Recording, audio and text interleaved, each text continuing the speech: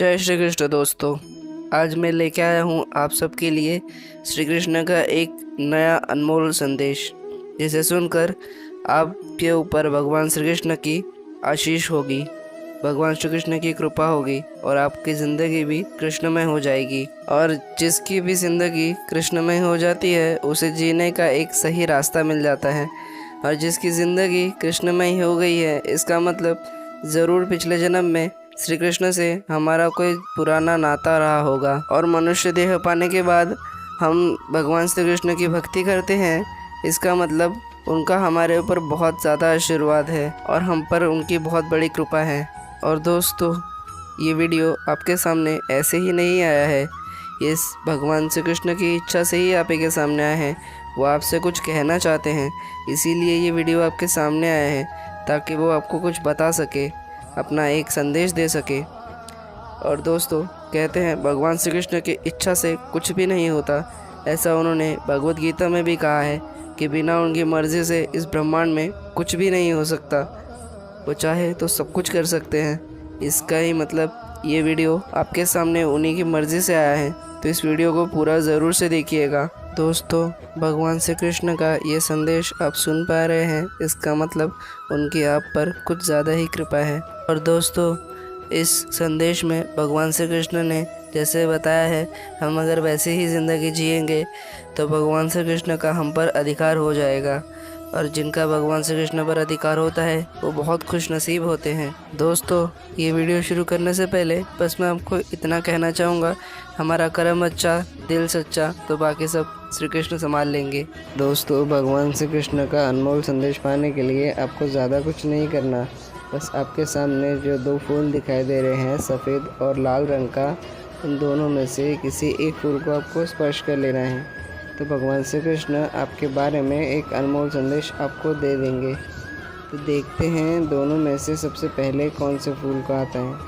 तो सबसे पहले हम सफ़ेद रंग के फूल जिसने भी चुना है उनके लिए भगवान श्री कृष्ण का अनमोल संदेश बताते हैं। भगवान श्री कृष्ण कहना चाहते हैं, कभी कभी अनजान रहना ही अच्छा होता है, कभी कभी सब जान लेना भी अच्छा नहीं होता सेहत के लिए, क्योंकि कभी कभी सब कुछ जानने की इच्छा भी बड़ी खतरनाक होती है। और जो शख्स सब पे शक करता है, सब पे शक देते रहता है, उस इंसान के लिए सुख और खुशी, आनंद ना इस लोक में होती है ना परलोक में होती है। तीनों लोकों में उसे सुख शांति कहीं नहीं मिलती। और ऐसे लोगों को तू कभी संतुष्ट कर भी नहीं सकता। लेकिन तेरे हाथ में जितना है तू उतना लोगों में खुशियाँ बांट, उतनी लोगों की मदद कर। लेकिन कुछ लोग अगर फिर भी तुझसे खुश नहीं होते, नाराज़ रहते हैं, तो तू उन्हें उनके हाल पर छोड़ दे।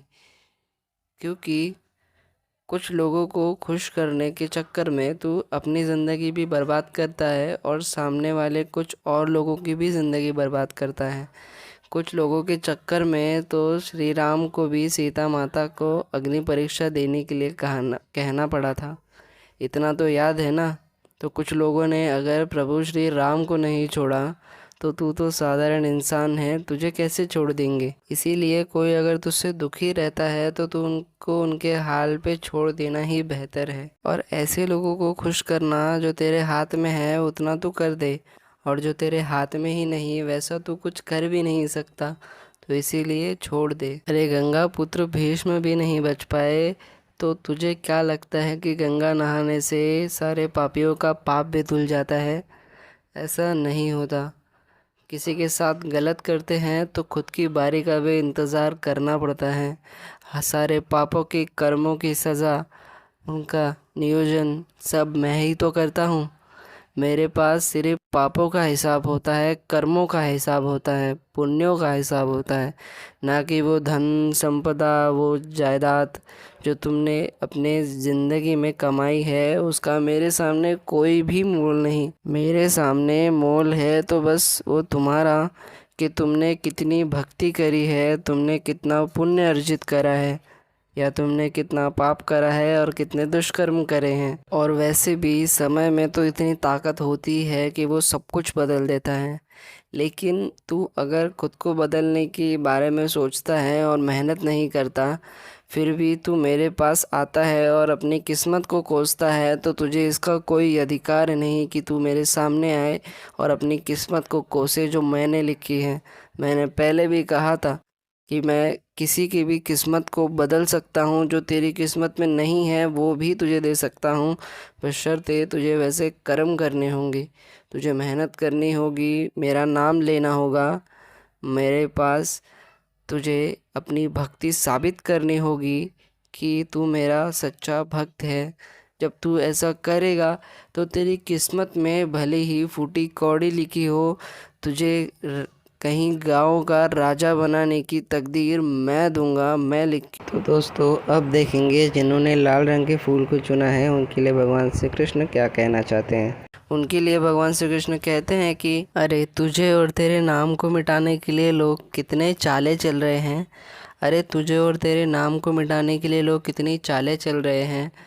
तेरी तरक्की से तो क्या, बस अब लोग तेरी मुस्कुराहटों से भी जल रहे हैं, बस अब तेरी मुस्कुराहटों से भी जल रहे हैं। तू ज़रा धैर्य से काम लेना सीख। नाराज़गी दिखाने का अभी कोई मतलब ही नहीं है।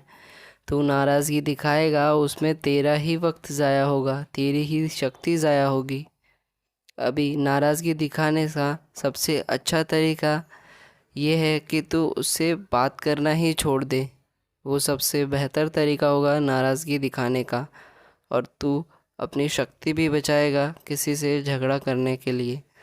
तू थोड़ा शांत हो जा, क्योंकि कामयाबी हमेशा शांत और मेहनत करने वाली को ही मिलती है। कहते हैं कि कामयाबी हमेशा उसी के कदम चूमती है जो सच्चे दिल से मेहनत करता है और आगे बढ़ता है। मेहनत इतनी खामोशी से करो कि कामयाबी शोर मचा दे। और अगर तुझे नाराज़गी दिखानी है तो ऐसे शख्स से तू बात करना ही बंद कर दे। अगर उसे तेरी कदर है तो वो तेरे पास ज़रूर आएगा, और अगर वो तेरे पास नहीं आ रहा इसका मतलब उसे तेरी कोई कदर ही नहीं। और जिस व्यक्ति को तेरी कदर ही नहीं वो तेरी ज़िंदगी में वापस लौट कर भी नहीं आएगा। ऐसे व्यक्ति का ज़िंदगी में ना होना ही तेरे लिए बेहतर है। कभी कभी अजनबी बने रहना भी अच्छा होता है, क्योंकि जान पहचान वाले तो चैन से जीने भी नहीं देते। मतलबी ज़माना है और नफ़रत का कहर है। ये दुनिया दिखाती शहद है और पिलाती जहर है, और पिलाती जहर है। ये ऐसा ही है, आज का कलयुग है। आज के इस कलयुग के लोगों पर तो ज़रा भी भरोसा मत कर, क्योंकि जो ज़्यादा मीठी बातें करता है उससे भी थोड़ा संभल के रहना पड़ता है। जो ज़्यादा मीठी बातें करता है उससे थोड़ा ज़्यादा संभल के रहना पड़ता है, क्योंकि आजकल लोग मीठा मीठा बोलकर मीठी छुरी की तरह काटने लगे हैं। क्योंकि कड़वे करेले से ज़्यादा इंसान को शक्कर मीठी लगती है, लेकिन नुकसान भी सबसे ज़्यादा वही करती है। आज की इस दुनिया में तू संभल के रहे, लेकिन इस दुनिया में तुझे कुछ ही ऐसे लोग मिलेंगे जो तुझे समझते हैं, जो तेरी कदर करते हैं। तो तू बहुत खुशनसीब है कि तुझे ऐसे लोग मिले हैं। और तुझे अगर ऐसे लोग मिलते हैं तो अपनी ज़िंदगी में तू उनको अपना ऊंचा स्थान दे, उनको समय दे, उनको कभी खोना मत। लेकिन कुछ ऐसे लोग भी होते हैं जो मीठी मीठी बातें करेंगे और तेरे से काम निकालेंगे। जब काम निकलेगा तो तुझे छोड़ देंगे।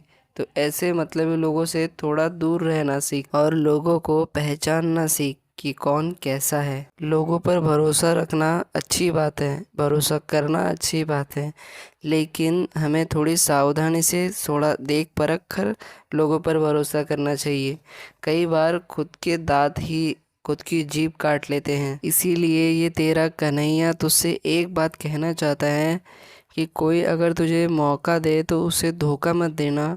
कोई अगर तुझे मौका दे तो उसे धोखा मत देना, और कोई अगर तुझे धोखा दे तो उसे फिर से मौका मत देना, उसे फिर से मौका मत देना। तेरी ज़िंदगी में अगर ऐसा कोई नहीं तो तू डरना नहीं, घबराना नहीं, क्योंकि तेरा ये कान्हा तेरे साथ रहेगा।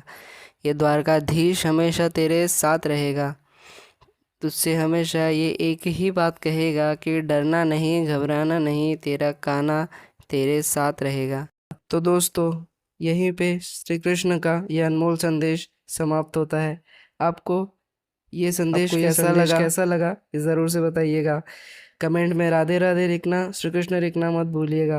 और आपको ये संदेश पसंद आता है तो इसे लाइक ज़रूर कीजिएगा। और ऐसे ही और संदेश पाने के लिए आप चैनल को सब्सक्राइब भी कर सकते हैं। हम काफ़ी कहानियाँ, भगवान के स्टोरीज़ वगैरह ऐसा सब भी डालते हैं। तो मिलते हैं और नए एक संदेश के साथ। तब तक के लिए जय श्री कृष्ण।